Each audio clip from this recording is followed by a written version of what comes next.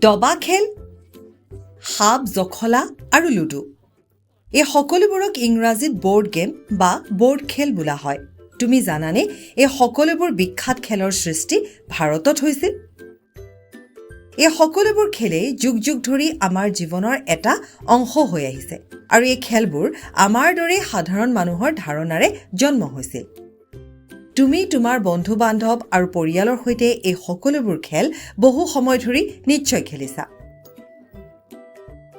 এই খেলটো খেলিবলৈ যদি ইমান ভাল লাগে তেন্তে কল্পনা কৰাচোন ইয়াক প্ৰস্তুত কৰি কিমান মজা লাগিব।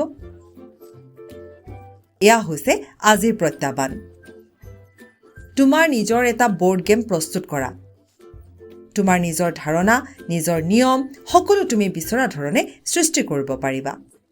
খেলটো প্ৰস্তুত কৰাৰ কোনো সঠিক বা ভুল উপায় নাই। সৰু হওক বা ডাঙৰ হওক, সহজ হওক বা অলপ কঠিন হওক, সকলো নিৰ্ভৰ কৰে তোমাৰ পছন্দ আৰু চিন্তাধাৰাৰ ওপৰত।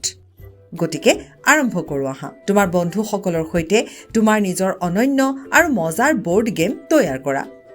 এই খেলটো কেৱল বোৰ্ডত বনাব লাগিব। যেতিয়া তোমাৰ খেলটো প্ৰস্তুত হ'ব তেতিয়া ইয়াৰ ভিডিঅ' আমালৈ প্ৰেৰণ কৰিবা। ভিডিঅ'ত বোৰ্ড গেমৰ নাম আৰু সেইটো খেলৰ প্ৰক্ৰিয়াৰ বিষয়ে নিশ্চয় অৱগত কৰিবা। সম্ভৱ হ'লে বন্ধুৰ লগত খেলিও দেখুৱাবা। শুভেচ্ছা থাকিল।